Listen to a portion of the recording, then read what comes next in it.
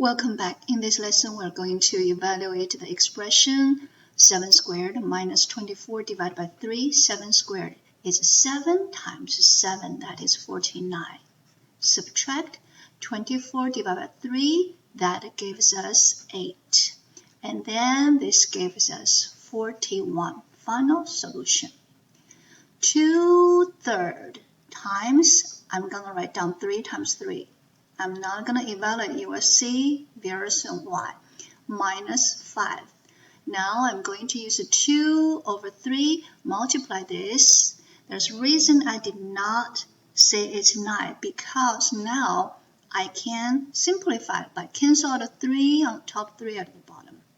Now what we have is 2, 3 left here. 2 times 3, that is 6. 6 minus 5. That gives us 1. Very good. Last one, 4d squared over d plus 1 when d is 3, which means 4 times 3 times 3. And d is 3. 3 plus 1, that is 4. Okay? 1 on the top, 1 on the bottom.